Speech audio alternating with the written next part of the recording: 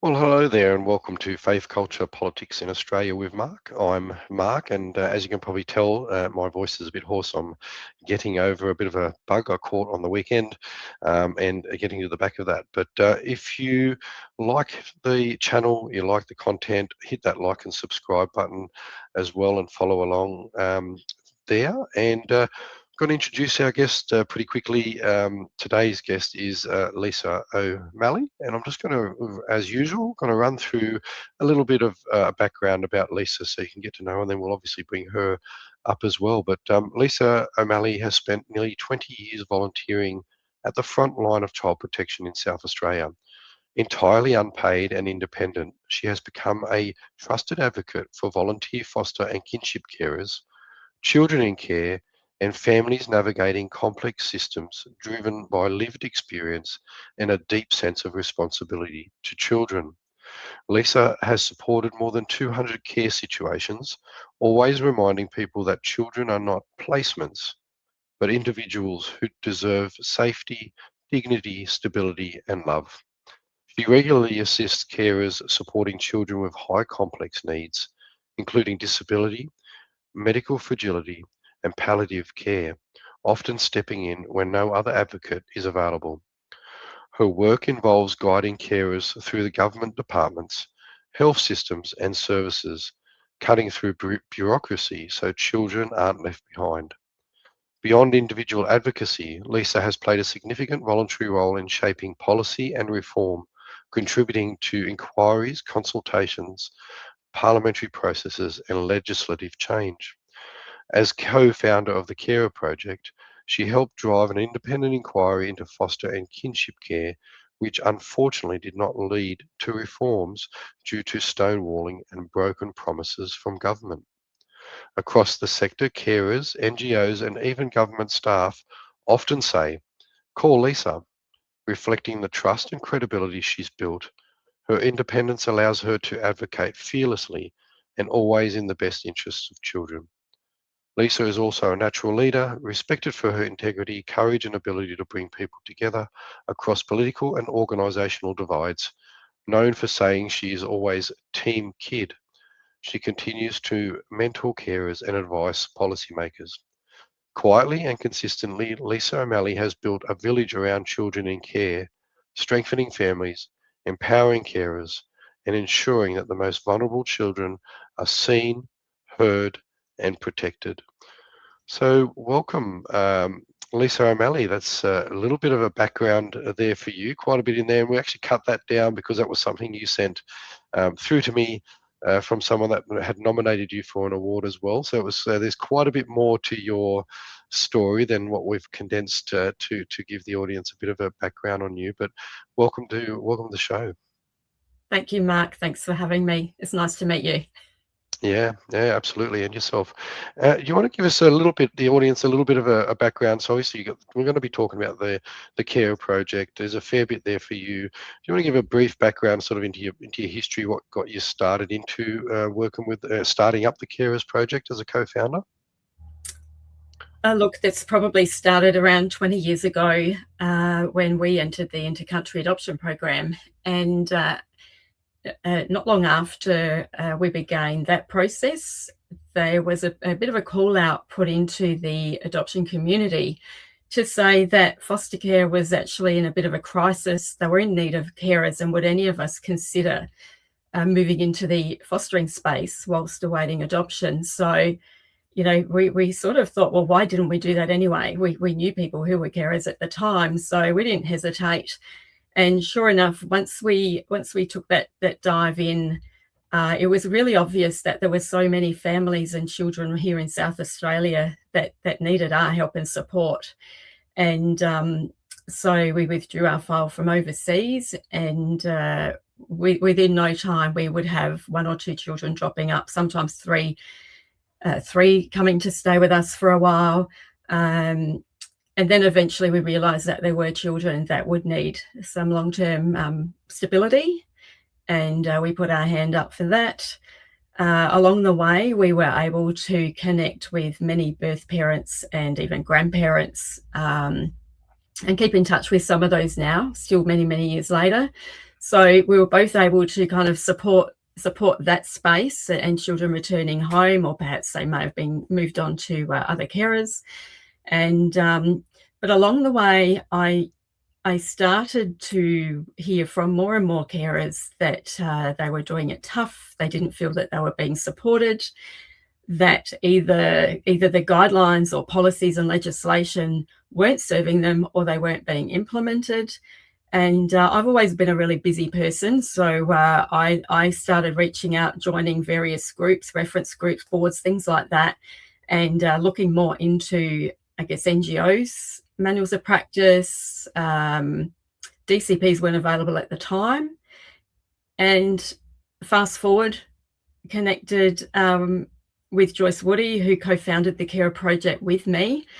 And we started looking at more of the systemic issues and what were those big things that if we could fix them, it would have that roll-on effect. It would clear out so many of those little everyday things, the challenges for carers, and not just carers. There were things that we actually have in common with birth families. So if we could make some changes, they would actually roll on and benefit all of us responsible for caring for kids, keeping them safe. So that's where the Carer Project came from. And that engagement, and I've always engaged with candidates prior to elections and also members of parliament, daily sometimes. We're going to unpack quite a bit. Now, we've got an election coming up. You're reaching out to all the candidates to look at getting some commitments from the candidates. Now, what brought about is this commitment from candidates prior to being elected? Is it that there's a lot of failings as far as you can see, that obviously there's a government that's been in charge for a while, there's a minister, and that is there some real challenges that you've found over the last sort of 4 years? Yep. So we are lucky, I guess. I've worked really hard to connect with and work closely with as many members of parliament as I can over the years. So some of those relationships have extended through, from one election to another. So we've had really high support in the Legislative Council from people like Connie Benares, Tammy Franks, Sarah Game, Ben Hood. They're all up for re-election at the moment. So they're quite informed around child protection. However, when you have new candidates coming in, I know most people step up and run for in the election because they want to better things for their local community. So, however, so many people are unaware of the challenges involved with child protection, and that's across the board, from families who may need early intervention through to fostering kinship carers, grandparent carers, birth parents. So I thought it was really important that I connect with as many as possible. And the best way to do that, I thought, was to write up some carer commitments.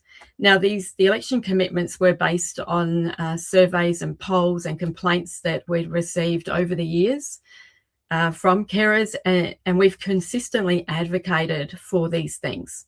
So current members of parliament would be aware of them. Some need reminding of the importance, because none of these things have been implemented over the years. And the better informed the candidates are now, that the smoother that transition is in if they're elected, and because they will hear from me and they'll hear from other carers, because we really want to pick up where we left off, and that wasn't a great space. And because we haven't achieved any of these outcomes in this last election term, despite promises made leading up to the previous election. So just quickly, previously we had advocated strongly to all members of parliament, and the Honourable John Darley, who he very strongly picked up the need for change in child protection through our advocacy, and we supported him to move through some legislation, and we instigated and achieved the independent inquiry into fostering kinship care. Now, that was back in about 2022. Unfortunately, the appointment of the person to facilitate that wasn't exactly what Parliament had envisioned. So we continue to advocate to, I guess, the now current Child Protection Minister. She was opposition at the time. We made it clear that carers were really concerned that we wouldn't get the outcomes that we wanted. We didn't feel that that person was independent. Now, the minister promised that should carers not agree with the outcomes of that inquiry, she would conduct a review of the outcomes. However, I had heard that work had commenced on those outcomes even before we were given the report. So we called on the minister to provide us with that review process that she had promised us, and still to this day we have not achieved the review of the outcomes, and she's not provided a reason or explanation as to why she broke the promise. Mm. So this time, and carers are tired, carers are exhausted. They're fed up with advocating for key solutions that won't just benefit carer families, but they will benefit and achieve better outcomes for children. So we used all of that information to come up with election commitments. Everybody's receiving them. I've had some really strong responses and support coming from independents and minor parties. I'm yet to hear from the major parties.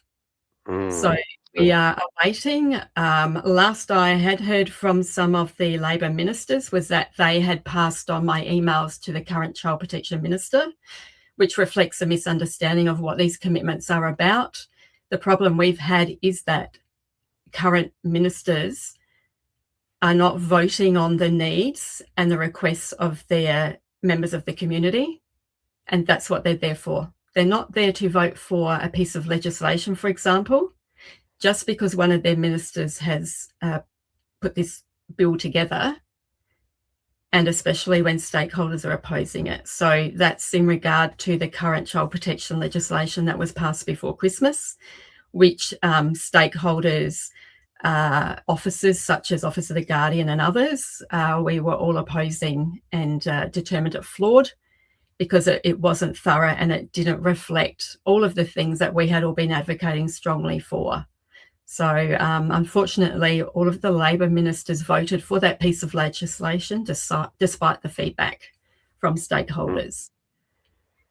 Yeah, and we're seeing obviously a pattern with lots of things. It's really what constituents are looking for is honesty, transparency, and accountability in government. And with many topics, people are really just starting to push back and saying no, something's got to give. And advocacy groups like yourselves, are getting stronger, and people are getting behind them to kind of hold government ministers to account. So we're going to go through all those, but this is the form that's going to be given to the candidates. That's the one that's just has a breakdown on all the 12 commitments, and they just say yes or tick yes or no. They put their name and that down there. But we'll go through these in more detail as we're going through them. We'll probably unpack it a little bit, and I could probably ask some questions along the way as well. So we'll go through them one by one now. I think it's probably a good idea so the community can see what's been asked.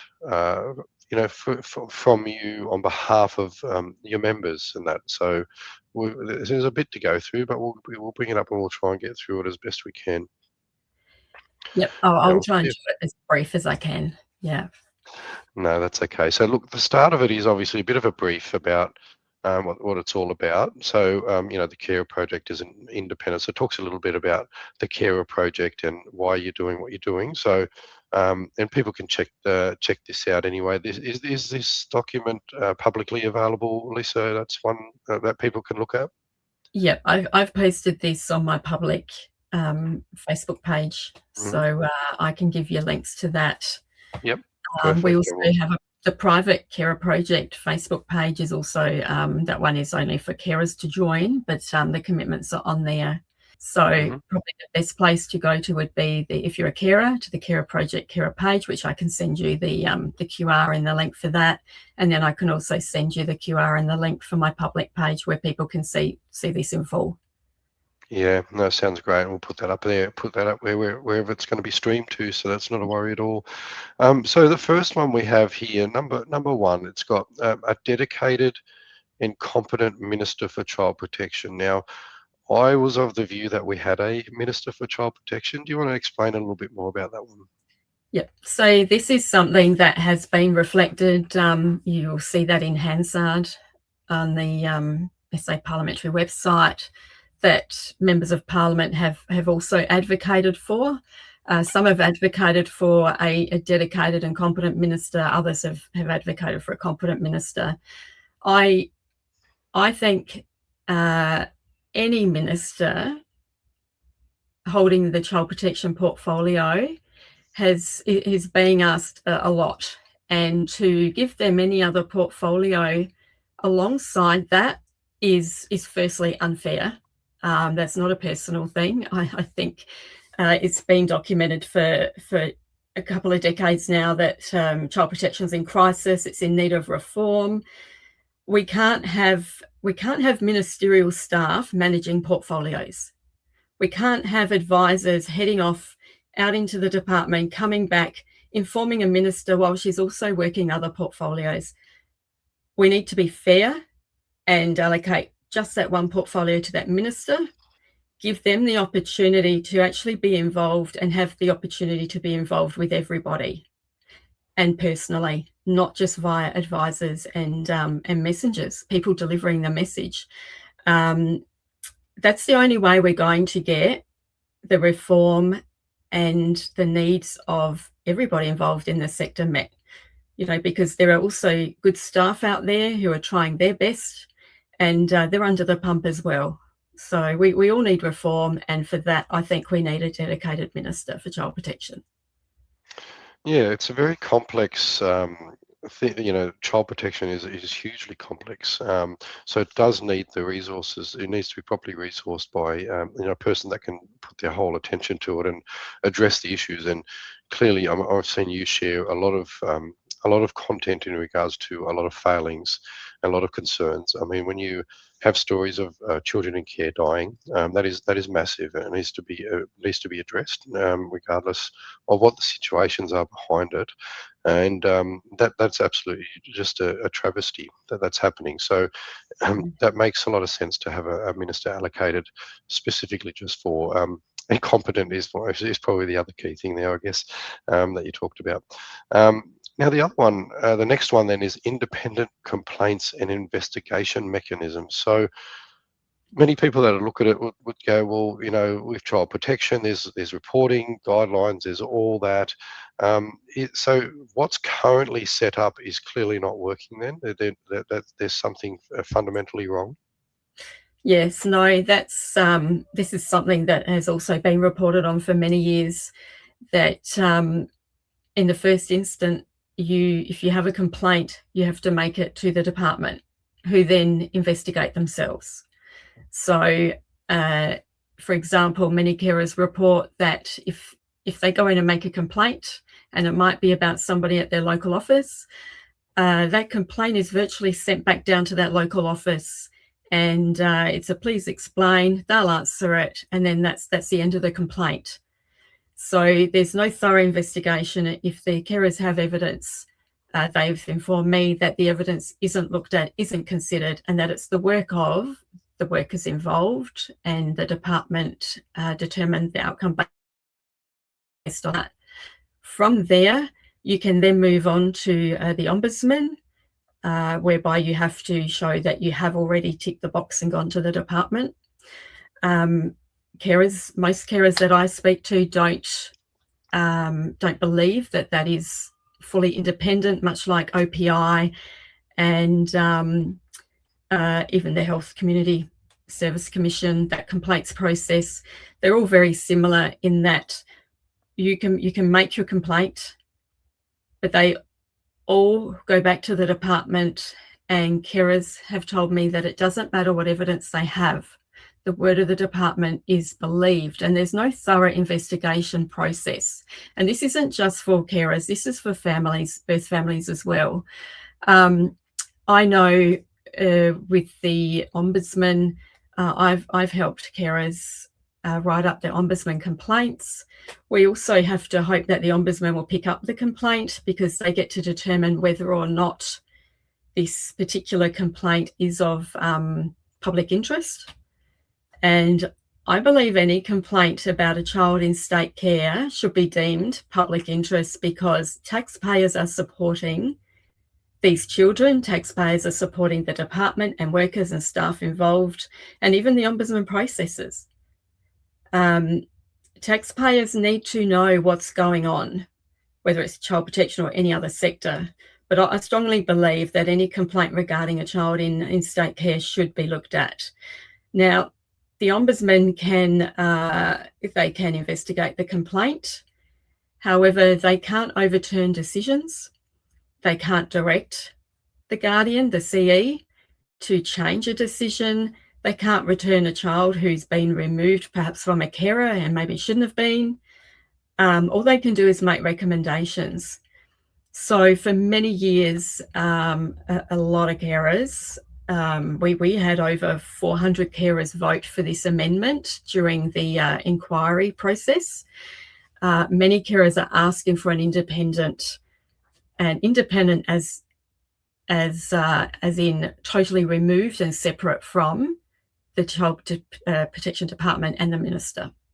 So something funded where they can actually go and have these complaints independently investigated, which kind of also rolls into the point 3 around that independent guardianship board, oversight board mechanism, whatever it might be called, because one will support the other. And however, this oversight would and must have the ability to intervene and overturn a decision after investigating. In some cases, it may be that a child was removed and it shouldn't have been, and this oversight board must be able to direct the return of the child. But likewise, if somebody else is exposing that a child has been left in an unsafe situation, that child should be removed until deemed that the child's safe. Also malicious care concerns and other serious concerns. So it's not a mechanism to replace your general complaint process where maybe somebody might be looking for, a worker's refusing to reimburse their childcare. This isn't something that's going to handle every single small complaint, but those big ticket items and then the oversight, it should help direct the reform that's needed to stop those things from from happening again.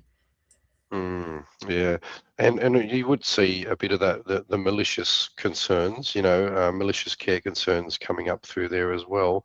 And like you say, you really, when you've got a department that's also responsible for reviewing any concerns raised, it's a bit of a worry, especially if it goes back to the office that child's under, and a carer may raise concerns about that office, and they're the ones who are left responsible for investigating it. There's definitely opens up for concern. So having something very independent is massively important, and we see this a lot through government and bureaucracy, don't we? It's like, there's complaint mechanisms in place, but unfortunately, it's the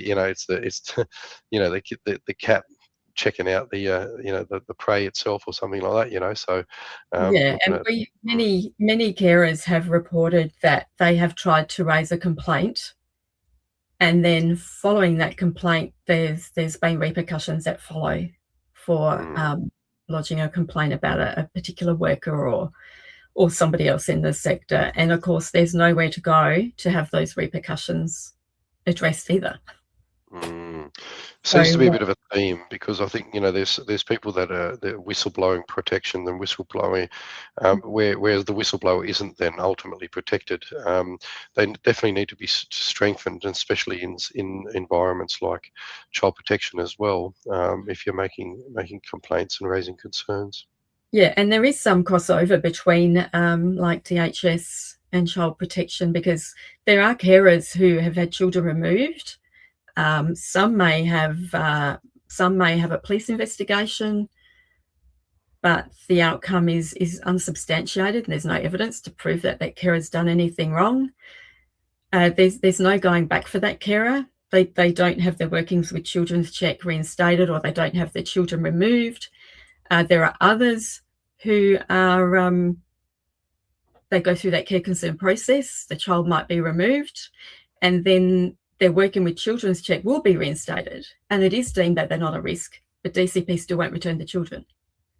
So people parents, carers are kind of stuck in this space where there is nobody that can intervene and direct the department, and they're stuck. They can't get the outcomes they need. And if there is something totally independent put in place and those decisions are upheld, I guess there is a bit more trust in the fact that none of those people that might be on that oversight body or board, whatever we want to call it, we need to make sure none of those people are engaged or invested or working within child protection or an NGO, and that it is totally independent, and that we can perhaps trust those outcomes because of that structure. There needs to be something more, because the children, they're re-traumatized when they're taken away from families. They're re-traumatized if they want to go back to families. Likewise with the carers, it has the traumatic event on the foster carers and their families. But these children don't just lose their carers. When they're removed, they lose their community. They're often removed from their school, so they don't see their school friends again. They've lost their teachers, who are sometimes, that other one safe person in the community. They might lose contact with their local GP, their sporting club. They have to give up their sport. Like, these children have already lost their families and lives once when they were removed. And then to do it again to these children, that creates lifelong traumatic impact, in the way of, attachment disorders and trust. So if not for the carers and for the parents, we need to fix this. We have to make it better for the children. Yeah, and we're not in any way, shape, or form is undermining genuine, serious care concerns, because obviously they are out there and we do need to get them addressed. But as you Yeah. know, in the system, that you have frivolous care concerns as well. I hear stories as well as children. These kids are traumatized, a lot of trauma, but some of them deliberately break down placements, and they might say things or do things which then raises a care concern for the carers, who are just trying to do their best, and then they end up missing out on an opportunity of actually making a difference in a child's life, because it might not have worked for that particular child. So there's a lot to unpack there, and having someone independent rather than the department involved is yeah, I guess is a pretty important thing. So moving on, I think we covered sort of 2 and 3 together. Number 4, we've got independent foster carer advocate and independent kinship carer advocate. Now, I was under the impression that was kind of the role of what you're doing there as the carer project, and I think there's also an independent carer advocacy already as well, or you're looking for something more structured? So this will probably incorporate number 4 and number 12 a little bit. Mhm. However, this one here, the creation of this advocacy role, is something that would support that independent oversight structure, so that whoever that person is not currently being funded by Child Protection or the Child Protection Minister. And that is totally separate to anybody else, much like aligned with the point 2 and point 3. Mm. So that, currently, I don't know, did you want me to go into point 12, or do you want me to wait before I Yeah, if go? we want to, well, we can. If it ties in together, we can probably jump down to. I can just jump down Yeah. to 12 if it ties in together. 4 and 12. Yeah. Yeah, so point 12, many carers over the years have asked for an alternative to the current peak body. Mm. So many carers have shared that they haven't received the outcomes that they'd hoped, or the support they'd hoped there. Also that they are funded by DCP, Child Protection Minister. The peak body is also funded to facilitate the Carer Council. So there is a large number of carers who are reaching out saying, we don't have anywhere independent to go, and that everybody is engaged with and working with the Minister and DCP. So based on that feedback, we're suggesting that carers are provided with an alternative choice. Carers are probably few people in society that don't have a choice as to where they go for their support. There's one avenue. And this is support that is kind of up and outside of what the NGOs provide. So it's a different type of support. And so, yeah, based on that, we are recommending and asking that candidates would support funding to be put in place for an alternative representative body for carers, so that there is a choice. And for whatever reason, some will choose the peak body, some will choose the independent body. And have a choice of that. So it almost sounds like at the moment there's no real separation of powers or accountability. It's kind of the current peak body is No. being funded by DCP funding and so forth. What you're saying is a separate, from what I'm understanding, is a separate funding allotment to independent advocates. So similar to, I guess, what you're doing there with the Carer Project. So people have a choice of where to go to get their advocacy rather than someone being tied back to the department, which means obviously there's no separation there. Yeah, and it's not necessarily the Carer Project, but all these points in principle will obviously, they'll be put on the table. Consultation will have to occur. Stakeholders should be involved, must be involved, and that work commences with the members of Parliament, and any amendments that need to be made to any legislation, the bills will be written, and it's not a 5-minute thing, but it's not something that can wait another 4 years until the next election. We can't have another term where we don't achieve any positive outcomes for fostering kinship carers. So yeah, it's about choice, and because currently there are a lot of people reaching out. Like you said, I'm not paid, I'm not funded. My phone will ring at any time, day or night. I have my own family. I'm busy as well, and we can't have carers saying, I don't want to engage with the peak body, therefore I'm not going to seek support. That's not helpful and not healthy either. And the mental health impact on fostering kinship carers is huge, because they have nowhere to go to get any resolution to have their things looked at. And we can't have carers sitting there unsupported. There has to be an alternative. Well, you're dealing with some of the most challenging. I mean, it goes on a massive spectrum of the trauma and the challenges that these kids have. But some carers deal with quite a lot in regards to caring for kids, and ultimately there's a shortage already of carers, because we're seeing kids are in residential care, still in housing. Some kids we're hearing are even put up in hotel rooms because there is a massive shortage of carers. So I think we really need to be looking at supporting carers and attracting new carers, and you can only do that by having an effective system, I suppose. When we consider also that I think it costs the government quite a lot of money to have a child in residential care as opposed to in foster or kinship care. So it just makes sense to look at these structures and do it a lot better. Yeah. Absolutely. So moving on to what do we got here? The next one there.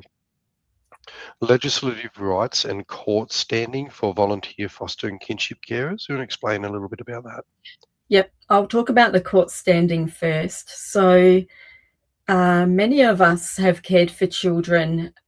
We may have them for 2 months, 3 months, 6 months. Their cases might go back to court. And currently, the court process relies on the evidence put forward by DCP. So even myself, I had really critical information that I felt that the court needed on occasions. And I had no right to actually go into the court, be part of that process and speak to the magistrate and give information about this child, despite me being the parent who was parenting the child at the time. So what they do consider is the legal parent, the legal guardian, and their information. However, sometimes that information can be very conflicting between DCP, the carer, and even the service providers. However, our evidence isn't in there. And now we're told that we can write a submission. We can write a submission, but you're not guaranteed that it will be read, that it will be considered, and that anybody will contact you to find out further information. Now, I've written submissions over the years, and I know on one occasion it was read, and the repercussions I copped from the DCP workers involved were indescribable, and especially if somebody in a senior position. Now, I had nowhere to go to have that behaviour addressed, and it significantly impacted on a child. So it is so important. And if I was a parent and there was a carer who was caring for my child, I would want that carer to be able to go in and be a voice for the child. And I don't know any other process, a court process, where there is not a fair and equal court process and where there's no evidence put forward by others. So that is so important, because it can both help a child return to their birth family, because sometimes there are carers who have worked really well with the birth family and they have a really good connection, and that connection could help that child go home. There are many carers who are happy to still provide support to that family because they become extended family. So it's not just about stopping kids from going home, it's about supporting best outcomes for the children. So that is so important, that is advocated for, and that we can get that across the line, is to make that procedural fairness and it's justice. That evidence should be in court. Yeah. Well, when you consider a lot of foster parents have children from when they're actually babies, and they care for these children often in the same way they would their own children, and that, and they know them really well, you'd think they'd have to have an input. So it's disappointing that, the department and the courts say, well, sorry, you're only the temporary person that does this. But many times over the years, if you've looked after a child for many years, you're well insured for that child, and especially if there's no care concerns, there's nothing else, and you've done everything right. For you to be excluded in that process is very disappointing for carers, I'd imagine. Yeah, not to be Yeah. able to advocate, because I guess that's the key thing. A lot of foster parents are actually the advocates for the children as well. Yeah, exactly. And some people might say, oh, that's going to clog up the court system, but it won't, because not every child, not every case is going to require a carer to go to court. Yeah. There will probably be less rather than more. So it's not something that's going to clog up the court. But for those where there is an opportunity, why wouldn't we prioritise best outcomes for these kids? Yeah, 100%. And that's what that supports. In regards to the legislative rights for fostering kinship carers, there is currently no right that says, firstly, DCP must adhere to their policies, their manuals of practice, that they must support us, respect us, must not target carers. They're talking about, they're putting the statement of commitment into legislation. First point is that statement of commitment has now been around for several years. It's been tweaked. They've signed the pledge, and taking complaints about breaches to that statement of commitment, even to executive level, has not brought any reform to the behaviour of staff breaching that commitment. Now, it can be embedded into legislation. However, without the independent complaints investigation mechanisms and that oversight, whatever that might look like, there is nowhere for carers to go to have those breaches investigated. And the statement of commitment, I know many carers provided feedback around that statement of commitment, and it isn't actually a reflection of what carers need and want. I mean, it clearly tells carers what the expectations of carers are and what our responsibilities are, but the rest of it is a bit wishy-washy, and I don't view them, and neither do a lot of other carers, as clear legislative rights for carers. So that is something that we would like revisited, and we would like really clear, enforceable rights for carers embedded in legislation. Yeah, well, it's a massively important role to look after these kids. Absolutely. Yep. And so moving on to number 6, we've got specialist carer contribution and full coverage of out-of-pocket costs. Now, a lot of Mhm. people often say, oh, you get paid to be a carer or whatever, and being in the space as well myself, it's you kind of laugh at it sometimes, 24/7 job, and it's classed as a volunteer thing, and then especially when you hear the stories of what it costs to raise a child in residential care. So yeah, talk us through a little bit about the specialist care contribution and full coverage of out-of-pocket costs. Okay, so the first, and I've been advocating for this for a long time. So we do have a problem with retaining carers and recruiting carers. Now, first of all, a happy, well-supported foster carer is going to be the best advertising a department can ask for, because we will go out, we will tell our friends, we will tell our work colleagues, we will tell everybody that it's so satisfying being a foster carer. So we won't need to spend millions of dollars on recruitment campaigns every year or two and try to recruit a community who is actually also hearing foster and kinship carers calling out for support and talking about how terribly supported they are. So that would be the first step in recruiting new carers and retaining our current carers. There are some carers who receive a specialist carer contribution, which is much, much higher than what general carers receive, despite most general carers having children in their care who would reflect the same needs and behaviours of those who are in the specialist program. So the inequity and the inconsistency in the support is vast. Our advocacy has been around all carers receiving the specialist carer payment, and that would cover day-to-day costs such as lunch boxes, school lunches, driving the child to their swimming and sports events, maybe the home internet, contribution towards electricity costs, because that's never going to cover that one. We know how exorbitant the electricity is. That's a whole nother story. But it's just those day-to-day costs. And then in addition to that, the department or government will cover all other out-of-pocket costs. So we're talking about things directly aligned to children. So carers cannot make money out of this. You don't get reimbursed unless you've got an invoice. So I can't say I've taken a child to a psych appointment and say that's $400, thanks, and I'm going to pocket the money. Everything is always evidence-based, and you have to submit your invoice to get reimbursed. So just in case anybody thinks carers want to try and make a buck, it's impossible. You have to have the service provider, you have to have an invoice.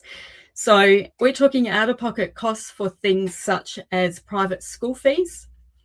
Some children need to go to a private school for whatever maybe their unique need is, or there are other children in the family already attending private school. You can't split a family of children up and say, you can't go to the private school because you are the foster child. So it could be camp fees, out-of-pocket costs for things like psych and OT, speech, because there are a lot of gaps for things, and NDIS is also inconsistent. Kids can't go without services whilst others try to fix the NDIS plans. We have to keep those services going for the children. Also things like connection to family, to culture. There may be some out-of-pocket costs because somebody needs to see a private dentist. And maybe not all of those costs will be covered. There's also mental health support. So the out-of-pocket costs we're talking about are things that are directly aligned for the child. And I don't know any other volunteer in South Australia who personally funds the needs of the person they're volunteering to support. Nobody else is expected to do that. And, I'm sure if we had a look at the role of foster and kinship carers today, they are vastly different to what they were 50 years ago, as are the number of children with trauma, the children who have been impacted by substance abuse, domestic violence has increased. So if anybody thinks that that hasn't impacted on children, that has a huge direct impact on children. So the needs of these children have increased, but also has the ask of our carers.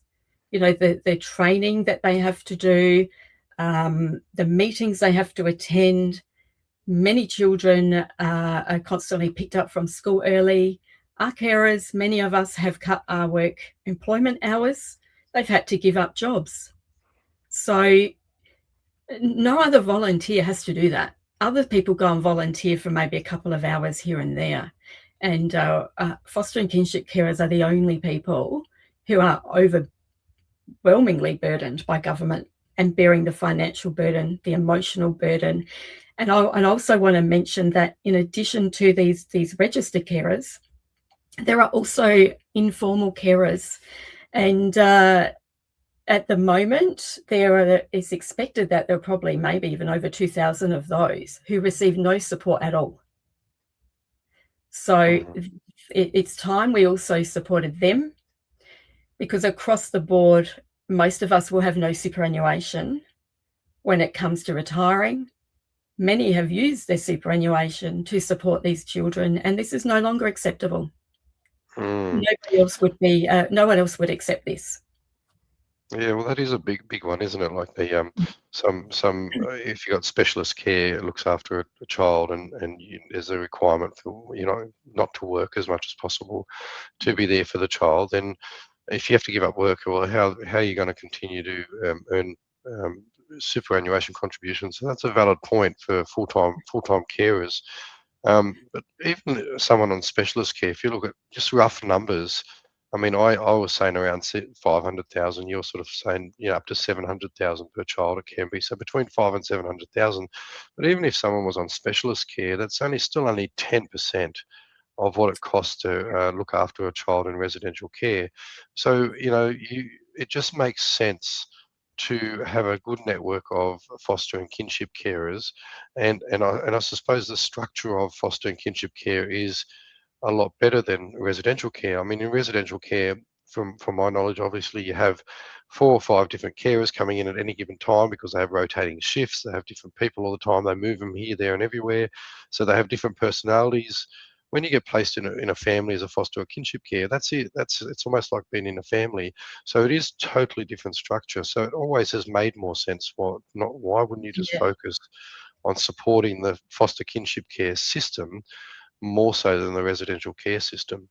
Yeah, look, I hear from quite a few workers from in residential care who also they also get distressed at seeing the needs of these children who, for whatever reason, have been removed from their families. Now, we can't steer or impact the fact whether or not these kids can go back to their birth families. We can't do that. But what we can do is advocate for existing carers to be better supported. So what I can say is that currently it's estimated that these children in residential care come at a cost to taxpayers of around $700,000 per year per child. And there are currently about 700 children in residential care. So that's a lot of money. And if we have a look at what, for example, some carers currently receive, it's around $54,000 a year contribution towards costs. So if we were to implement and put all carers on say a specialist carer payment of maybe $2,500 a fortnight, and then fully covered their out-of-pocket costs, and a superannuation contribution of, I don't know, we had some discussions recently with carers looking at what their income used to look like, $8,000 to $10,000 a year superannuation, it would still come in well under that $700,000 a year in residential care. And then, like you mentioned, the additional benefit, and I think the most important benefit, is helping to support better outcomes for these kids.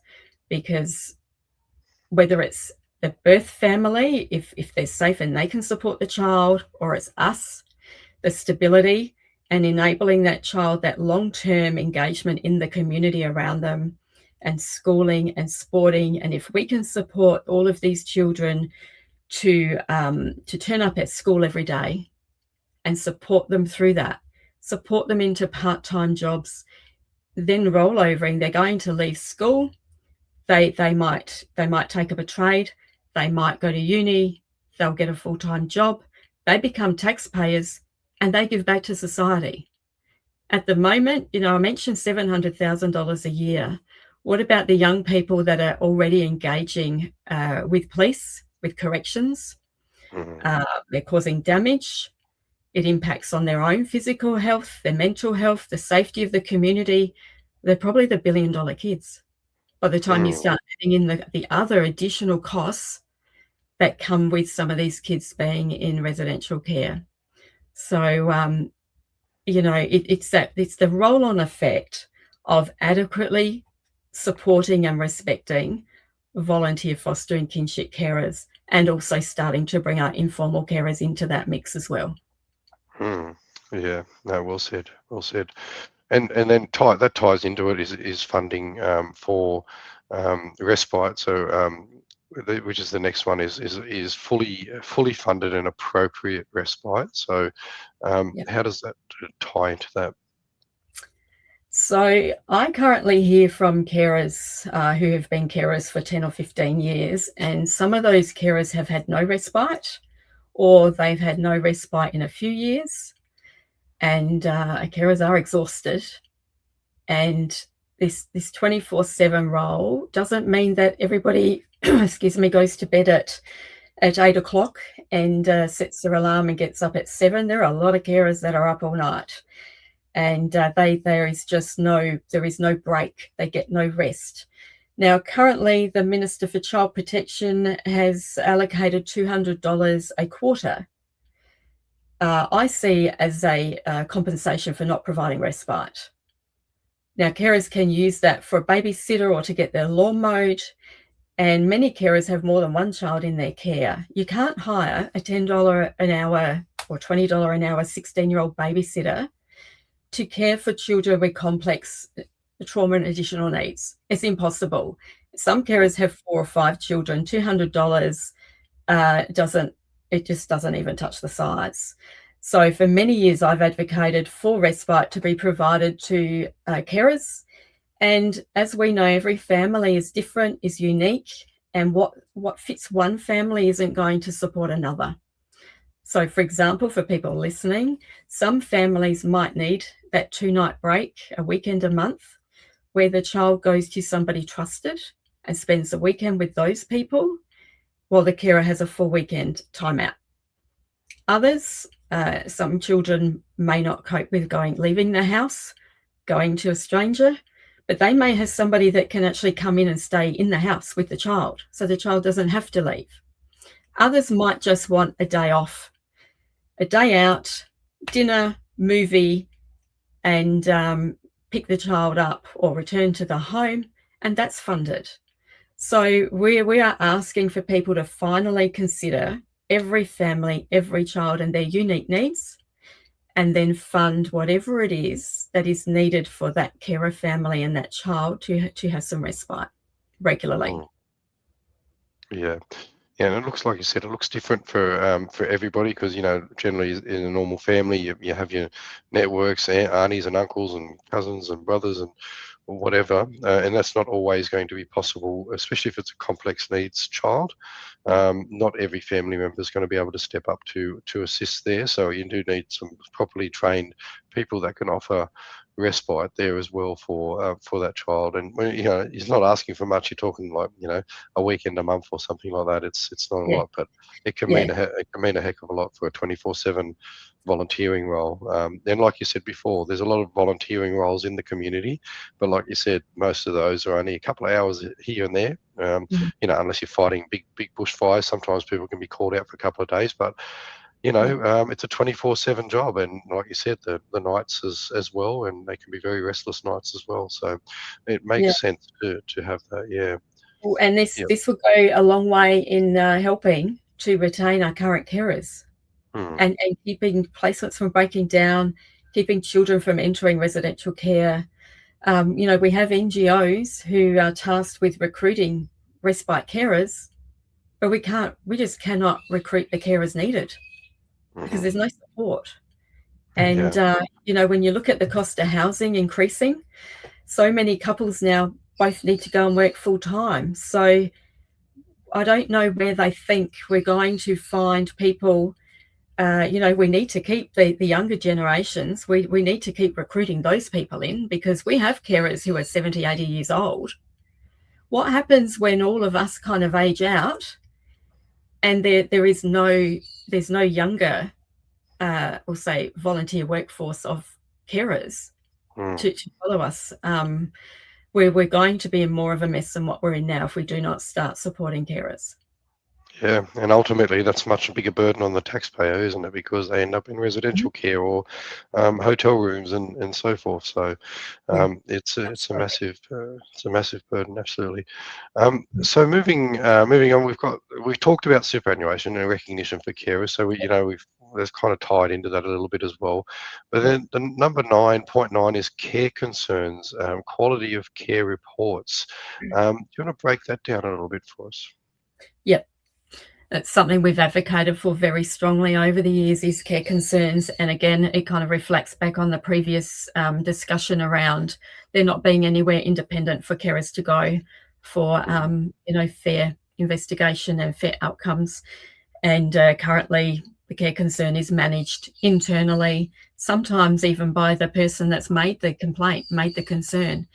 And there is nowhere else to go. The new recent legislation more so refers to quality of care reports.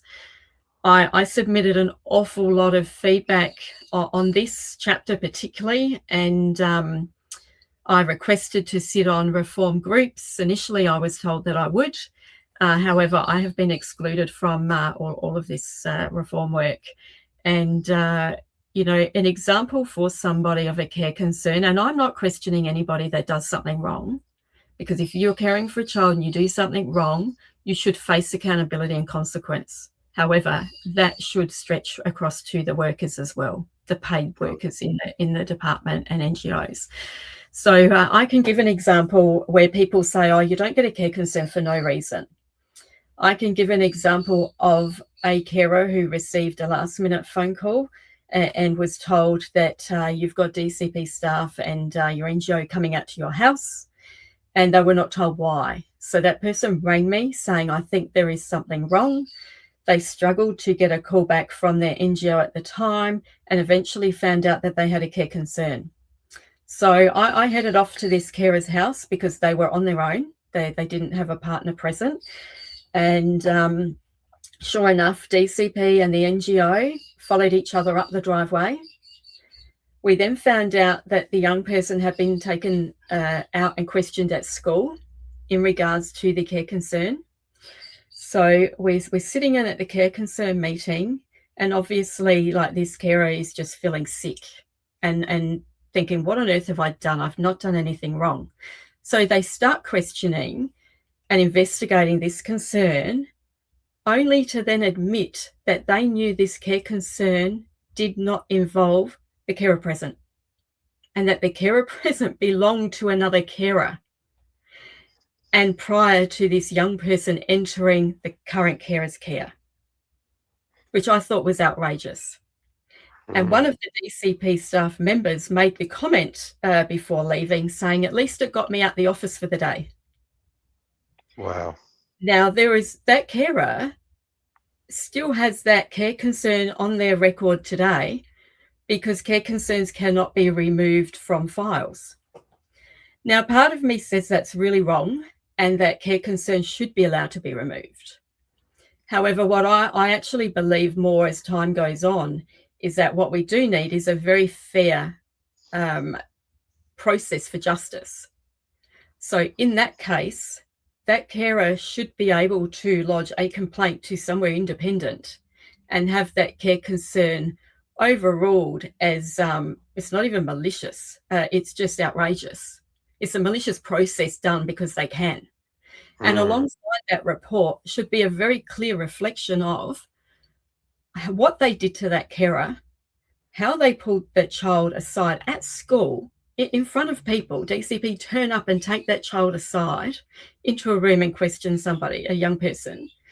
And that should be reflected. It should also be reflected that that senior staff person said, at least it got me out the office for the day. And I clearly remember the NGO worker at the end, after the department had left, saying, I know how you feel. Well, they absolutely have no idea how a foster carer or kinship carer feels sitting through an investigation to only then find out that everyone in the room knew that it didn't even refer to this carer. Like the stress that comes with that, and the thought of somebody could come and take my young person out of my care today is indescribable. It is outrageous what carers go through. And I know birth parents also have their own complaints about the kids should and shouldn't be removed.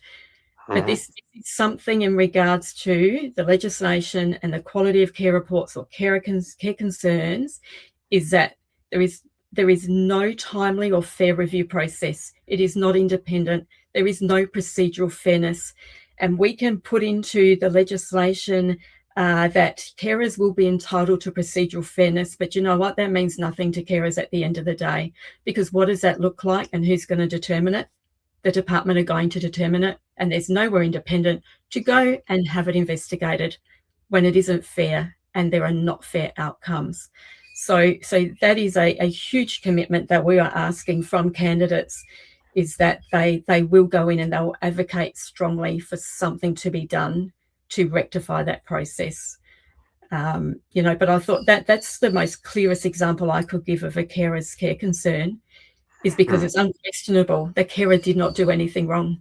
They had to sit through that because they could put the carer through it. Yeah, so to deal with all the stress, but not just that, also the child being very confused about all this questioning and what's going on, and upheaval of another placement kind of being challenged and so forth. Mhm. Yeah, how stressful is that to have an accusation being dragged through all that? Yeah, it's Yeah, very. There's got to be some recourse for it. There's got to be some options there. And like you say, if the department's the only one that has, the sway, the overarching, overviewing, overlooking it, then just where else are you going to go? You got nowhere yeah, else to go. Mm, yeah. And mm, I've had conversations with many birth parents who have said to me, we're not happy with the process we've endured. We're not happy that our kids have been removed, but we are also not happy that if our kids are in a stable placement family with a foster carer, we're also not happy that the carers are being treated so badly, because that mm. impacts on their children too. So, I've worked really hard as well to try to build a bit of a bridge across carer families and birth families, because at the end of the day, I like to think we all have one thing in common, and that is the children. Mm-hmm. If we can push all things aside and look at what is going to best serve the children, regardless of where they are, like a lot of these commitments are going to actually serve those families and their children as well. That's really important. Yeah, yeah, totally agree. And look, the majority of people that would put their hand up to become a foster parent, I think they'd be very child focused anyway. They'd have the best interest in mind of the child. And I guess if you're able to work with the birth family to kind of get the best outcome for the child, well, that's win-win for everybody. That's the best case scenario. And you think about all the money that's being spent on the back end once a child's been removed and in care and being looked after. If some of that funding could be, not, I mean, not, it's not always going to work, because you've got some very Mhm. traumatized parents that have got their own trauma history, and a Yeah. lot of parents become abusive because of what they've been through, and the child's removed for various reasons. But I've always been on the mind that we should be focusing more on that unification model, and getting back in there at least, so they get to see each other more, Mm. and have that much more therapeutic, foster care, birth parent kind of relationship with the child. So there's a lot that needs to be done at the front end, rather than chucking all the money in at the back end. I feel. Yes. Yeah.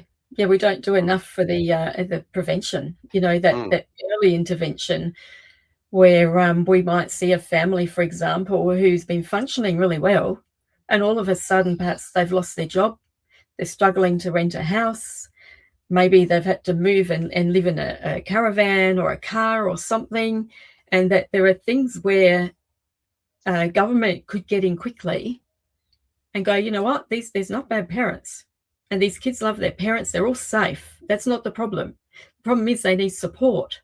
So to help them access affordable housing and keep them together is a lot cheaper than what it is to spend $700,000 per year per child in residential care.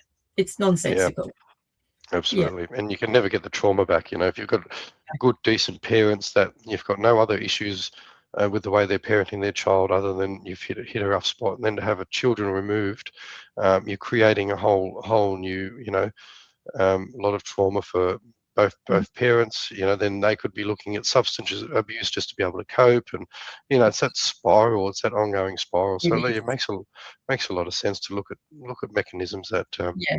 It at is. the Yeah, beginning. sure. And we Yeah. have children coming into care who are obviously traumatized, because even if it is a family that isn't functioning well and it's abusive, it becomes that child's normal.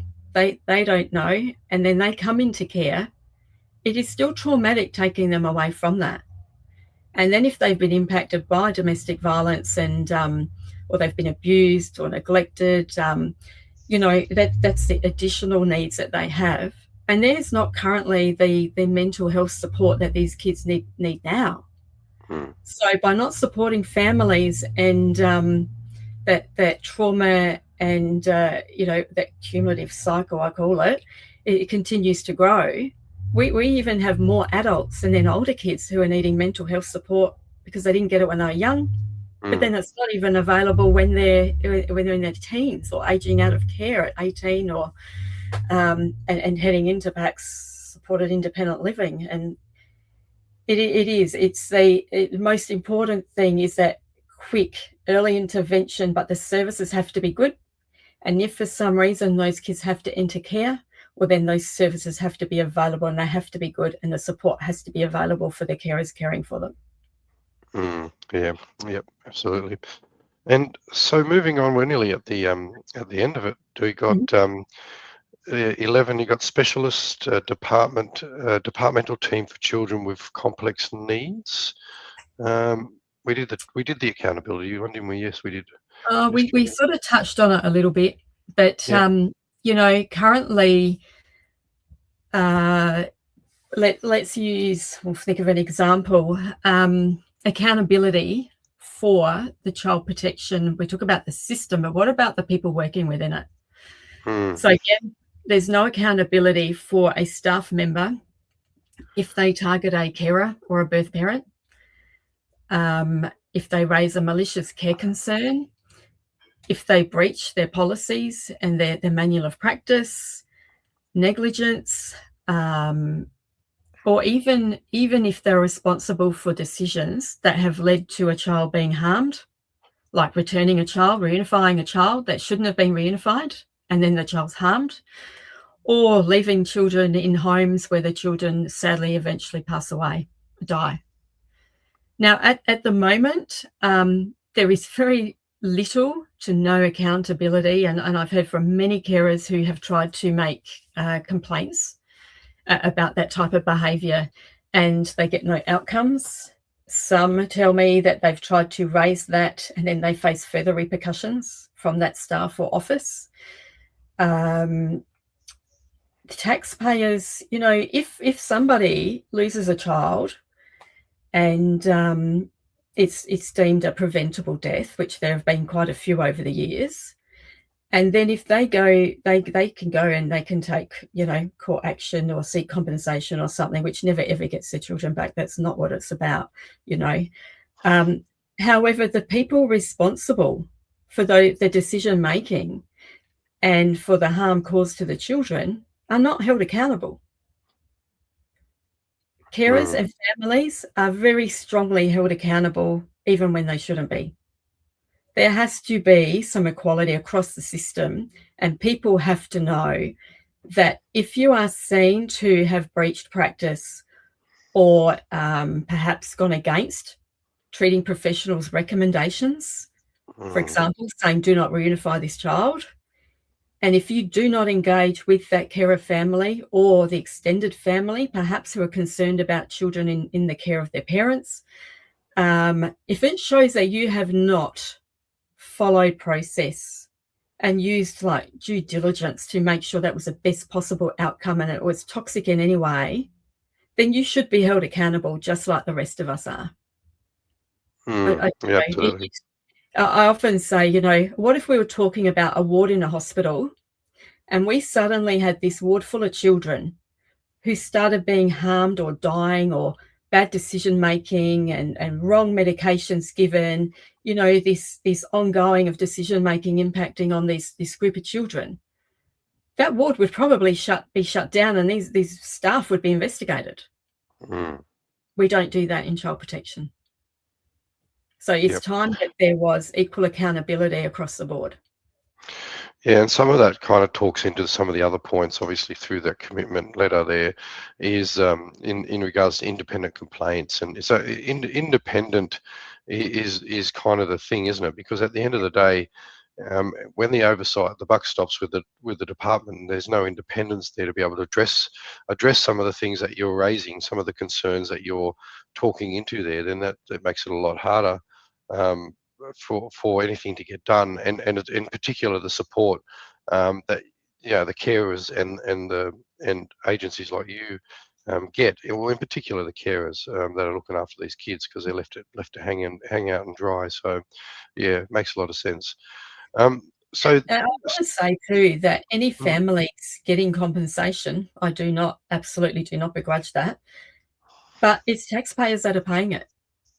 So if there is a case where something is exposed and families are compensated or somebody else is compensated, taxpayers are paying for that.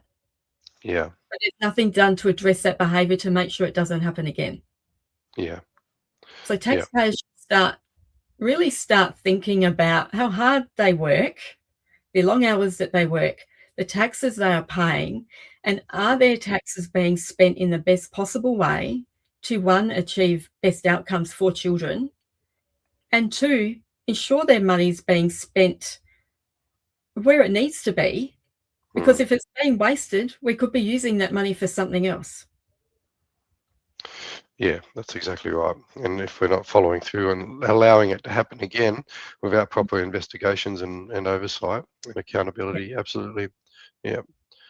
And so we covered 12 over the other one, but so specialist departmental team for children with complex needs. Yes. So there's currently not one of those, obviously. Not really. Not with not what we're asking for. So it's no secret that NDIS is a bit of a bugbear for the community, let alone for young people and children that are in care. So we always have the added layer of working with. So the guardian, the CE of DCP, is the legal parent of the child, but obviously not parenting the child. So they don't know the child. They don't know their child's needs. However, NDIS work with the legal parent. And it's not always easy for carers to have a seat at the table and have their evidence and information used to determine an adequate plan for the child in their care. So that's the first hurdle, is that people are often giving information to NDIS who actually don't know the child well. So that impacts on getting a good plan and good outcome. So the next problem is that we have some children in out-of-home care who have very significant medical and disability needs, and there are some who have palliative needs. However, caseworkers have large case loads. I don't think it's fair that we expect every caseworker to be able to juggle normal casework plus suddenly become an expert in whatever this medical care and need is of this child. We also see some caseworkers overriding treating professionals' recommendations. Now, anybody else in society would take their children to a doctor and they would follow their doctor's recommendations. They wouldn't override anything. So, over the last few years, and meeting more and more carers who are doing all sorts of things themselves for the children, and I won't say what they are because I'm very protective of kids' needs. But we have carers who are performing, procedures at home and doing all sorts of things, and they know more than what the caseworkers do.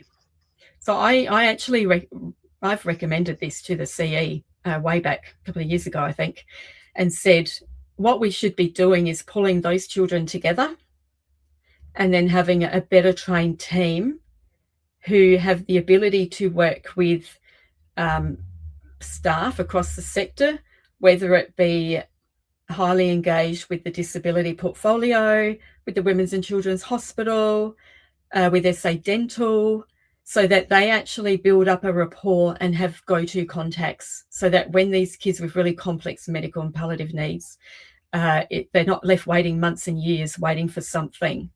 And also takes the pressure off of our other caseworkers out at, across the offices, because they don't have time to become doctors and nurses and manage every different scenario. But we can at least establish a team and start off within the department, make sure that team is all over the NDIS stuff, and maybe have a contact at NDIS. We have an executive here in Adelaide. I actually conducted a poll on the Carer Project page for carers and for some of the kids and their NDIS problems. I sent that off to the acting CE last year, who got straight back to me and was quite shocked at what he read in the poll, connected me with an executive here.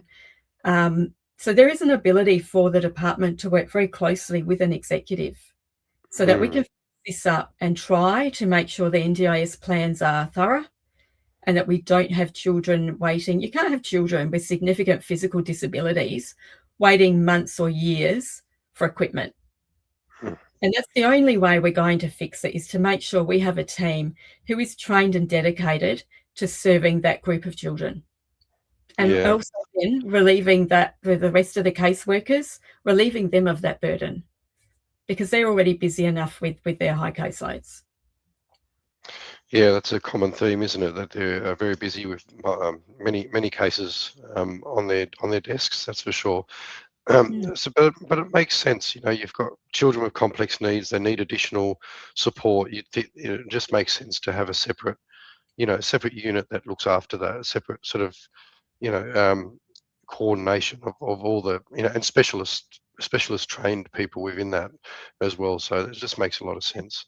I Um, feel for the DCP workers who, some have been around a while and some are coming out of university, but I bet none of them ever expected that they would need to somehow become an expert in NDIS and then ongoing, legislation and royal commissions and trying to keep up with all of those things, plus an increasing caseload.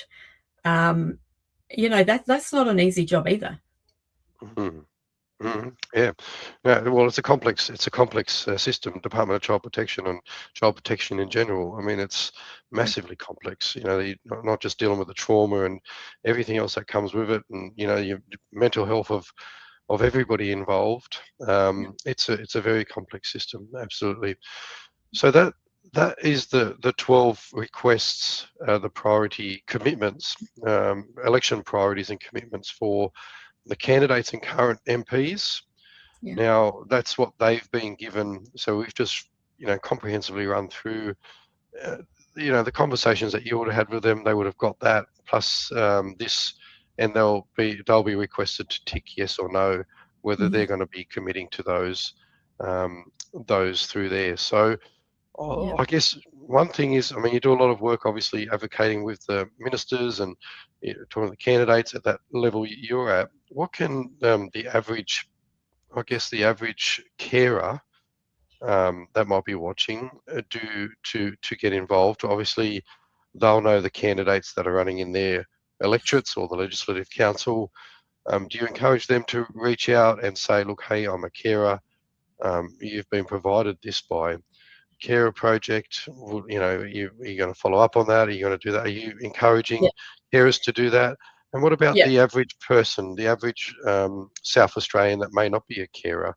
Are you looking to get support and from them as well? Yeah. So the first hurdle we find, so yes, we've shared obviously shared these with the carers because they've come from all their feedback over the years. Next problem is trying to help the carers identify what is their electorate and who is running for their local seat. So they, I ask carers to identify who is running in their electorate, and happy to help them try and locate whoever that may be. In addition to the seat, it is also looking at who are the candidates running for the upper house, the Legislative Council, because they are so important when it comes to the advocacy work and making sure any bills passing actually meet the needs of the community. So we've been encouraging carers to do that.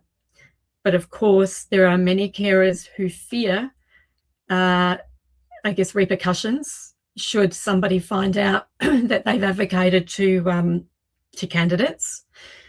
The candidates that I've spoken to have all been really positive about what's recommended, and absolutely would respect any carer's privacy and confidentiality and not share who's spoken to them.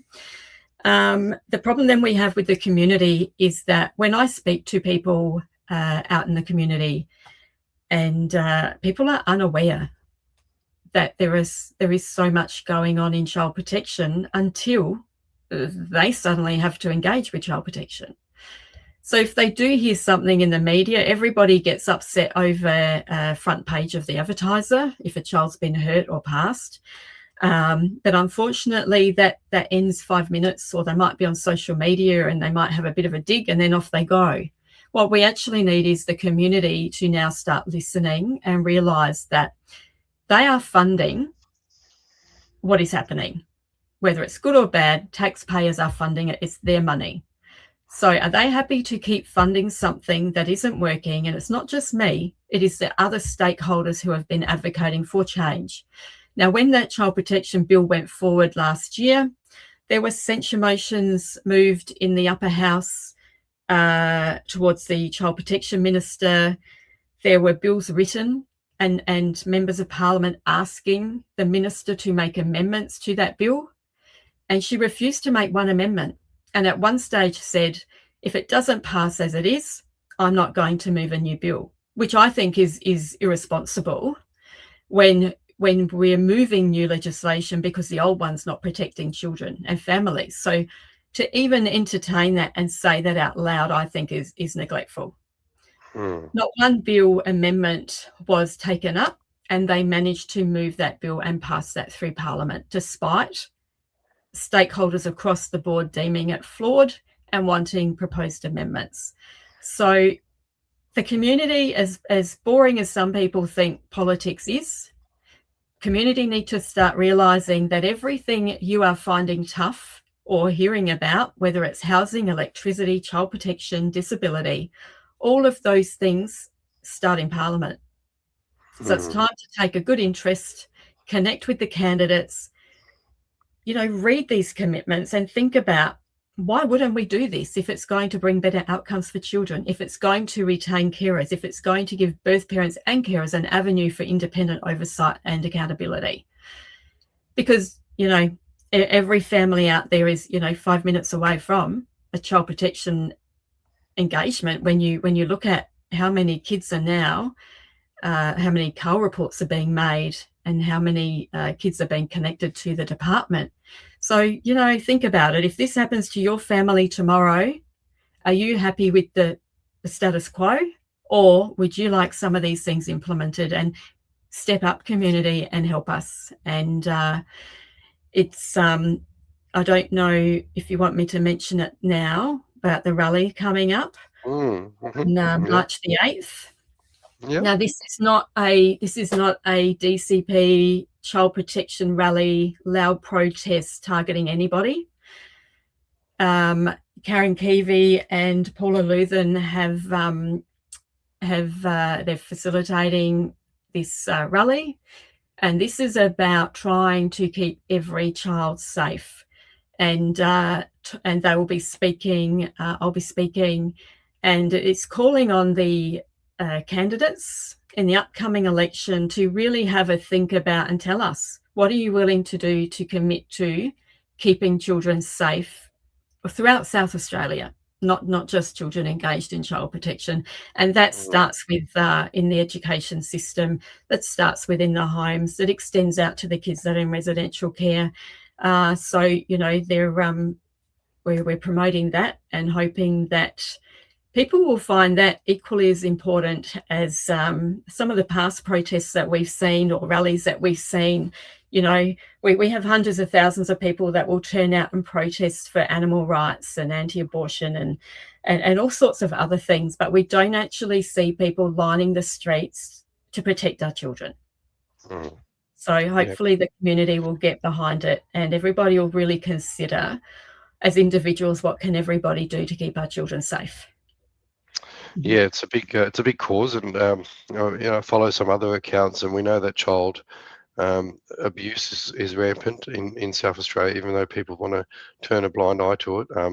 Even child sexual abuse, which people don't want to be talking about. But if we're a small state like ours, people need to stop putting the blinkers over their eyes and start talking about what's actually happening in our state. And it's everybody's responsibility to keep children safe. So, and you're doing your bit with that, Lisa. So we really appreciate that you've been able to give some insight into why you've requested those election priorities and commitments from the candidates, and hopefully the community or whoever else is watching has got a better understanding of why you're looking for those commitments and the type of work that you're doing. So I wish you all the very best, and obviously the platform is always open if there is a particular topic or a key issue that you want to jump on, even if it's just a quick 15-minute one to jump on and explain to the community some concerns that might be happening at the time, some things that you're doing within the parliament, or you're finding some roadblocks where you might want the community to provide assistance in being able to move that along a little bit. So definitely happy to be looking at that for you as well. So thank you for your time today. Thank you, Mark. And yeah, thanks for helping just to, put a bit more context into the commitments and also helping to inform the community. Yeah, it's really important. The community needs to be informed, and a lot of the stuff that people like you talk about doesn't actually see the light of day a lot. So let's hope we can change that. So good on you, Lisa. Wishing you all the best, and we'll talk soon. Thanks, Mark. Well, there you go, guys. That was Lisa O'Malley from the Carers Project. And again, if you do want to follow along, you can. Lisa will send some links through. We'll put them on there. Thank you for persevering through my croaky throat through that period as well, and for being patient. But as always, if you've appreciated hearing Lisa's voice and some of the things that she's advocating for, hit that like and subscribe button, follow along and share. I'll be breaking up some of this and sending it through separately and share it along so Lisa's and the Carers Project's voice can get out into the community as well. So wishing you all the best. God bless Australia, God bless South Australia, and God bless you. Good evening. Could I have your attention for the next 3 minutes? I'd like you to see and hear something which we feel is rather special.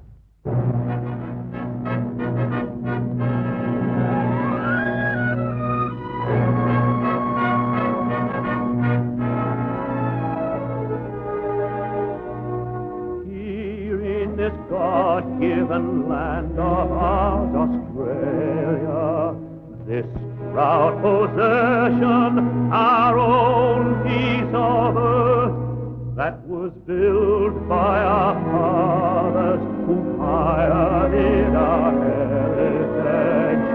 Here in Australia, the land of our birth.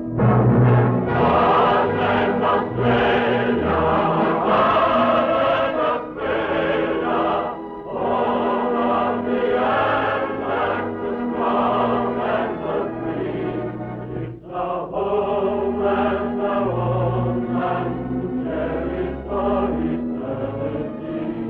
Amen.